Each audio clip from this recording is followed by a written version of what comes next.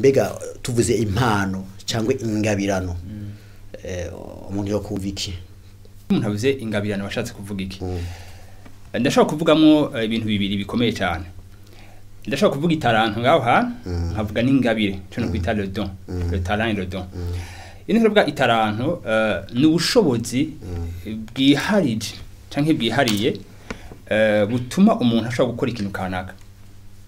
ni ubushobozi bwihari bushobora gutuma umuntu ashobora gukora ikintu kanaka ubushobozi umuntu abafise ku gatwe kiwe hawe nyene umushoboza gukora ikintu kanaka ndiko ndavuga ingabire nayo nivuga c'est une disposition canke qualité kanaka dushobora kubona ku muntu mugabo ariko arayikoreramwo igaragaza ubushobozi bwo hejuru mandi majambo uvuga atanga gukora ugasanga izina ryiwe rica rimenyekana ntakore nk'abandi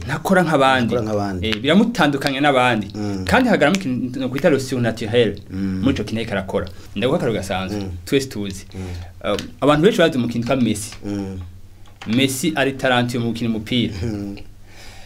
ntakina umupira kuko ashaka amahera akunda umupira kuko ari impano yahawe rero umuntu wese yavutse hano ku isi hari ikintu afise muri bindani yahawe n'Imana nta muntu ari empty nta muntu ari vide umuntu wese afite ikintu nk'akandi karo gasanzwe Mandela ntiyize ishuri rya leadership muri Harvard ariko yarumva mu mutima wiwe ibintu bijyanye n'uburongozi bibira muri we abonye abantu ariko ararengana akumva yobagirira neza yo kwitanga akumva yohaguruka nta shuri yize rikomesha ibyo bintu ariko ni ikintu cyari muri indani cy'uburongozi rero umuntu wese vraiment hari ikintu afise muri indani nafise kuko Imana afise ibikorwa igomba gukora irafise ibyo igomba gukora mu generation yacu ntiribuze kubikora ikeneye umuntu afise umutima wemeranya nayo gukorera abantu kugira ngo ibahezagire hanyuma imuhizo ngabire amashaka ko twumviza akavuga ati none itaranje ivyo ariko aravuga by'indemanwa cyo ntacyo nizi ko mbere ashana ba ikintu no baba mfise nk'indemanwa cyangwa itarantu niki aka kanya wamufashiki kugira ngo n'imiburi mu misiza cyangwa vuba cyane atangwe kubona ati bwa muri nandi ndafise itarantu ndafise indemanwa atangwe kwinezera icambere ni giki ukunda gukora qu'est-ce que tu aimes faire quand tu ukunda gukora naturellement mu buryo bukoroheye nico kibazo cyambere ni giki ukunda gukora kandi ukora kikoroheye cyane hama ica kabiri kigushoboza gutora ico kintu Imana yaguhamagariye hamwe no gukunda ico kintu gikora naturellement ica kabiri fo kufise passion passion kuvuga inguvu ziba ziri ndani muri wewe ingufu byura abandi basinziriye ugahaguruka ukumva ico kintu ugikora passion iyo ndiko ndavuga passion ifatanye umwanya wose uri passionné gukora ico kintu fisaye mahigwe yo gutuma abantu bagira intumbero z'ubwami bw'Imana bagira intumbero zo kugaragaza ubwami bw'Imana zo gushingira intahe umucyo n'ukuri k'ubwami bw'Imana amahirwe hagaze ngaha nyene yuko wavyumva bino bintu yuko impano n'ingabirano Imana yahaye abantu ntibahaye kugira ngo binezereze bonyene yewe kugira ngo bagure ubwami bw'Imana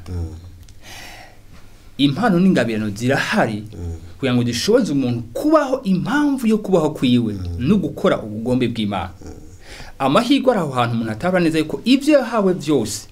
yabihawe kubw'ineza ya societe yiwe yabihawe kubw'ineza y'abandi bantu igihe ariko arakora ikintu cyose amenye ngo sindiko ndayikora kubganje ndiko ndayikora ngo ubwami bw'Imana bushike ahantu hose hashoboka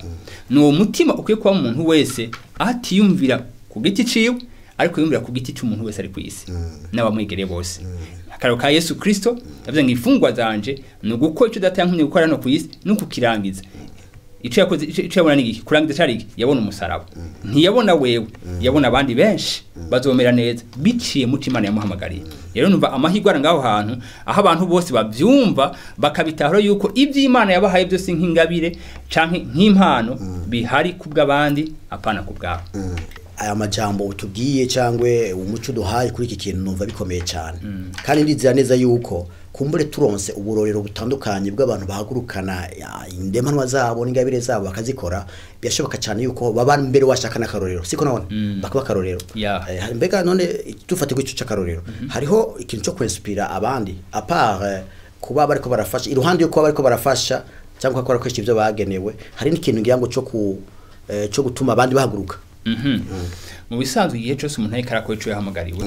mu murongo mwiza muri uwo murongo nyene hari abandi benshi bamwigirako akaro gasanzwe iyo wumvise Martin Luther King ukuntu hitangiye abanyamerika akemera gapfa ubonye umuridere nk'uwo onye muri windi hano ufite ikintu cya leadership urumva ko nawe kwitanga nko kuyitanze igihe cyose uravye Mandela ukuntu yafunzwe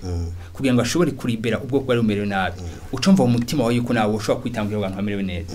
igihe cyose uravye Mère Teresa ukuntu yemeye agahe ubuzima bwiwe akitangira abantu bagowe mu yandi majambo sigiko gusa yakoze inyuma y'ico yakoze harimo kwinspire no impact abandi bantu ukuntu abakurikiye iyo nzira rero harimo ibikorwa bibiri harimo gufasha abandi bantu kandi hamwe no gufasha abandi bantu urinspire abandi bantu kuja muri umurongo nyene urakoze cyane